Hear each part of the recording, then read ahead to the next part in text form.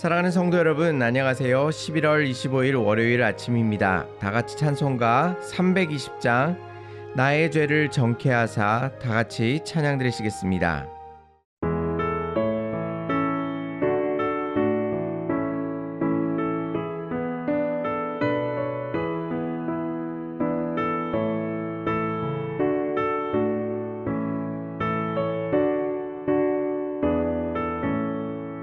나의 죄를 정케 하사 주의 일꾼 삼으신 구세주의 넓은 사랑 항상 찬송합니다.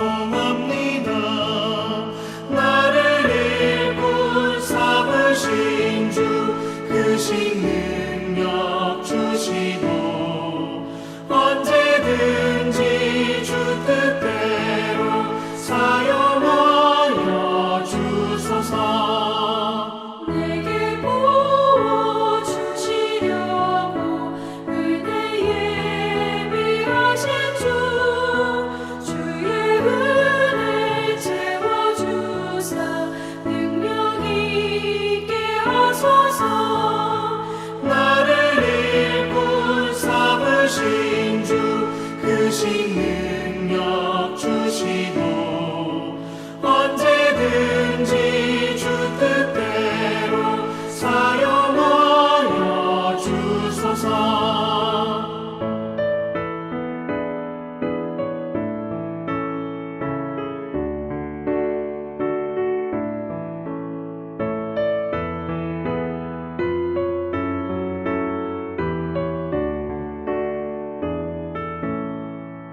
죄의 짐을 풀어주신 주의 능력 크도다.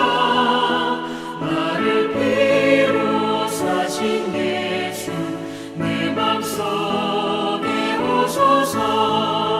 나를 일꾼 삼으신 주 크신 능력 주시고 언제든지 주 뜻대로 사용하여 주소서.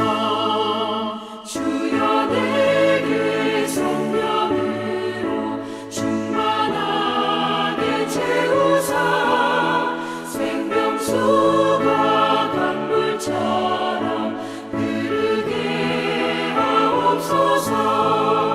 나를 일꾼 삼으신 주 크신 능력 주시고 언제든지 주 뜻대로 사용하여 주소서.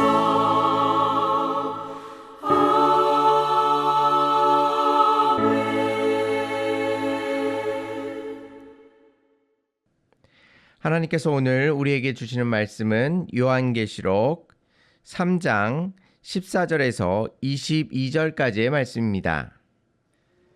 라오디게아 교회의 사자에게 편지하라.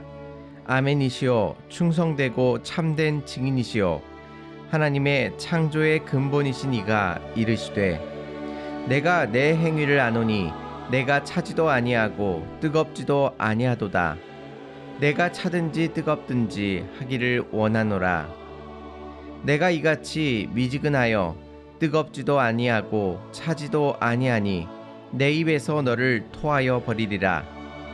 내가 말하기를 나는 부자라 부요하여 부족한 것이 없다 하나 내 공고한 것과 가련한 것과 가난한 것과 눈먼 것과 벌거벗은 것을 알지 못하는도다.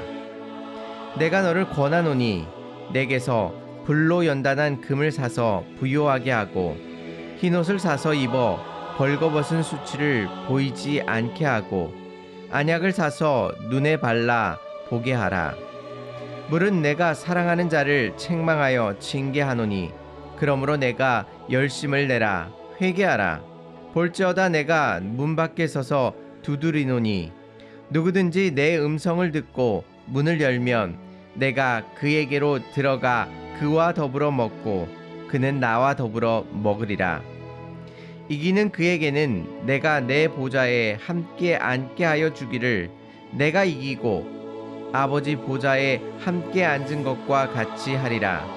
귀 있는 자는 성령이 교회들에게 하시는 말씀을 들을지어다.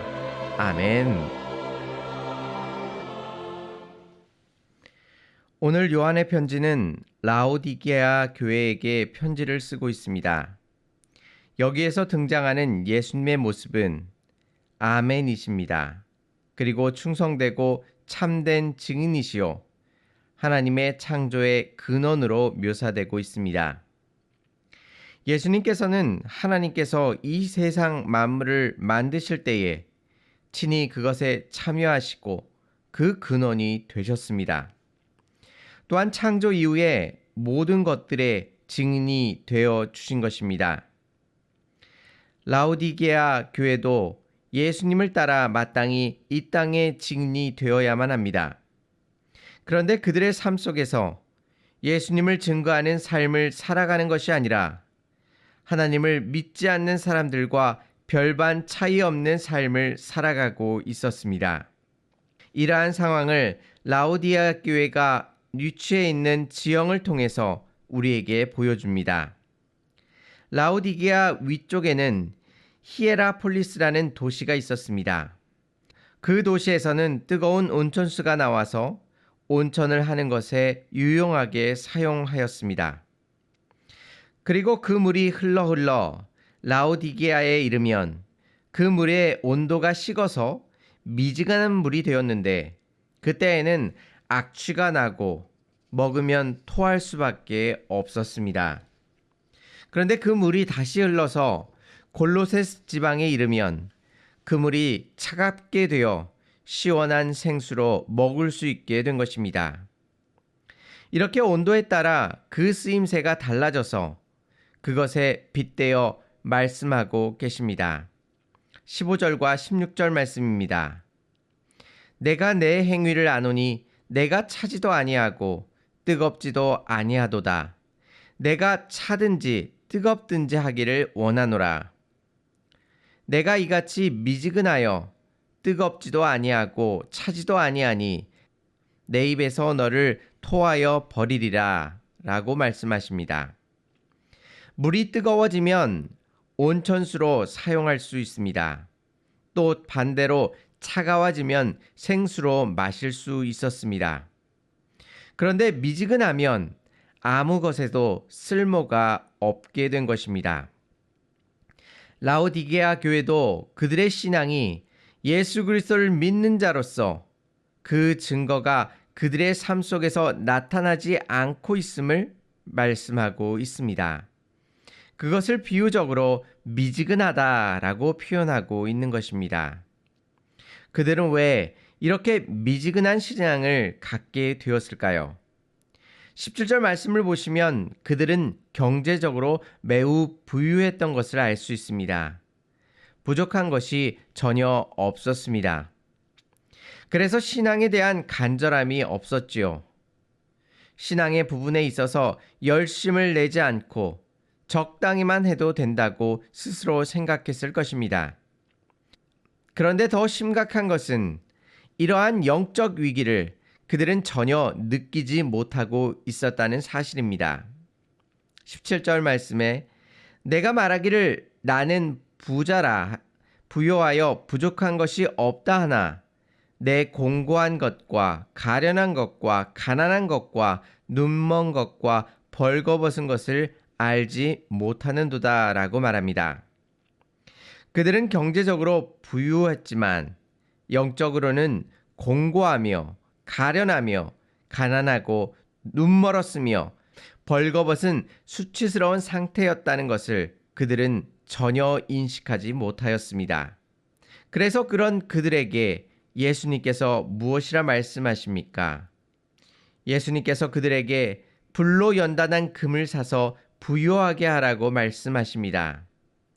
예수님만이 영적인 양식을 채워주실 수 있는 분이셔서 그분 앞으로 나와 물질적인 금이 아닌 영적인 금을 사라라고 말하고 있습니다.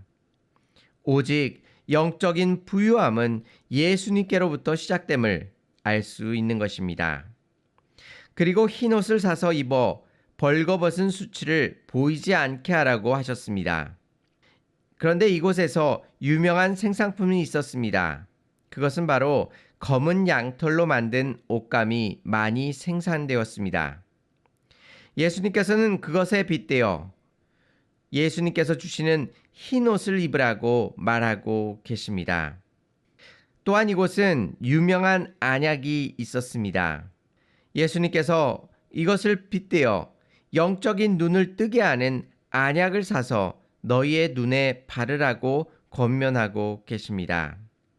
이들이 경제적으로만 부유하고 그 부유함으로 말미암아 영적으로 가난하게 살아가는 것을 예수님께서 지적하고 계신 것입니다.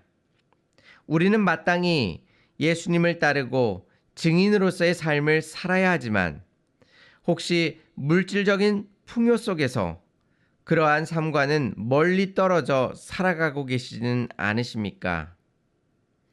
물질적인 풍요 속에 취하여 진정으로 중요한 영적인 상태는 제대로 파악하지도 아니하고 돌보지도 않고 있지는 않으십니까?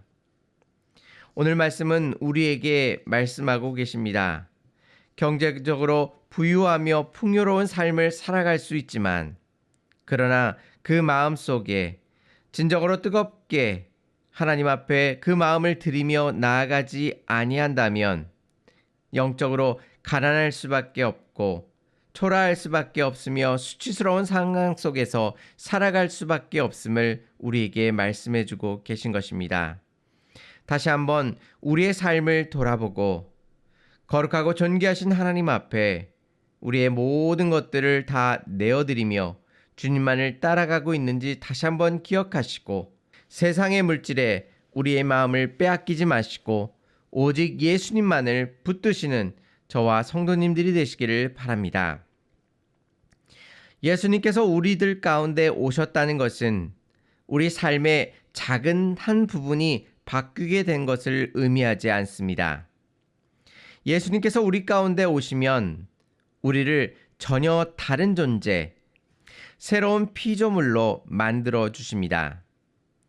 그런데 우리는 입술로는 예수님을 믿는다고 하면서 예수님으로 인하여 우리의 삶이 영향을 받지 아니하고 예수님을 믿을 때나 믿지 않을 때나 비슷하다면 그것은 분명 예수님께 책망을 받아야 한다는 사실입니다. 우리는 예수 그리스도를 만난 이후에 우리의 모든 삶 속에서 예수 그리스도의 향기가 드러나는지 그리고 영적으로 풍성한 삶을 살아가고 있는지를 다시 한번 돌아보시기 바랍니다. 그래서 19절 말씀에 내가 열심을 내라 회개하라 라고 직접적으로 말씀해 주십니다. 우리가 열심을 품고 한 걸음 나아갈 때에 주께서 주시는 약속이 있습니다. 그에게 들어가서 그와 더불어 먹고 그는 나와 더불어 먹게 될 것임을 약속해 주셨습니다. 예수님과 같이 먹을 것을 나누는 것, 식탁의 자리에 앉아 같이 먹을 수 있는 것은 예수님을 믿는 사람들만이 누릴 수 있는 엄청난 특권입니다. 예수님께서 우리의 마음의 문을 두드리고 계십니다. 그 문을 여는 모든 사람들 가운데 예수님께서 찾아가 들어가 계셔서 그들과 같이 먹을 것을 나누시고 그들과 함께 해주신다고 우리를 그 초대의 자리로 부르고 계십니다. 뜨겁거나 차갑다라는 뜻은 예수님께 합당하게 반응한다는 뜻입니다. 예수님께서 친히 우리에게 말씀해 주심에도 불구하고 반응하지 아니하고 무반응으로 나아가는 것만큼 나쁜 것이 없습니다. 우리는 주의 부르심 앞에 온전히 잘 반응하고 계십니까? 주께서 우리의 인생 가운데 찾아와 주셔서 우리의 마음의 문을 두드리고 계십니다. 우리는 어떻게 해야 할까요? 그 두드림에 반응하고 문을 열어드려야만 합니다. 그럴 때에 그분께서 우리들 가운데 들어오셔서 같이 식사를 해주시며 우리들과 동행해 주십니다. 그분의 두드림에 반응하여 우리의 마음을 열으시고 또한 예수님께서 찾아와 주시는 그 놀라우신 은혜 속에 같이 먹을 것을 나누며 동행하시는 저와 성도님들이 되시기를 바랍니다. 영적인 어리석음 속에서 우리 자신의 상황을 제대로 파악하지 못하고 있을 수 있습니다. 세상의 풍욕 속에 우리의 마음을 빼앗겨 아둔해지는 것이 아니라 마치 눈에 안약을 넣어 눈을 밝게 하는 것처럼 영적인 나태와 어리석음을 깨닫고 주님 앞으로 온전히 나오시기를 바랍니다. 이 모든 회복과 삶의 기쁨이 오직 예수 그리스도 안에만 있음을 기억하시고 주님께 우리의 마음의 문을 열어 그분을 우리의 삶의 구주로 받아들이고 그분과 더불어 먹고 함께 하시는 저와 성도님들이 되시기를 주님의 이름으로 축원합니다. 다 같이 기도드리시겠습니다. 은혜롭고 자비로우신 하나님 아버지, 우리의 믿음을 돌아볼 때에 뜨겁지도 아니하고 차갑지도 아니하며 미지근함으로 하나님 앞에 온전히 섬기지 못하고 나아갔음을 이 시간 회개하고 주님의 용서를 구합니다. 다시 한번 우리의 마음을 돌이키게 하여 주시옵시사 주님 앞에 죽도록 충성하며 또한 온전히 열심을 품음으로 말미암아 하나님께서 우리에게 맡겨주신 이 삶 속에서 주님의 말씀을 붙들고 살아갈 수 있도록 인도하여 주옵소서. 오직 우리들의 삶의 기쁨과 행복이 예수 그리스도 안에 있음을 다시 한번 고백하게 하여 주셔서 주님께서 우리들 마음의 가운데 찾아와 우리의 마음의 문을 두드리실 때에 우리의 마음의 문을 열게 하시고 예수 그리스도를 받아들이게 하시며 주님과 동행할 수 있도록 인도하여 주시옵소서. 오늘 하루의 삶을 주님께 의탁하오며 예수님의 이름으로 기도 올리옵나이다. 아멘. 주님으로 인하여 우리가 부유하여지며 수치를 보지 않고 온전히 볼 수 있음을 기억하시고 그분을 우리의 마음에 모셔드리시기를 바랍니다. 감사합니다.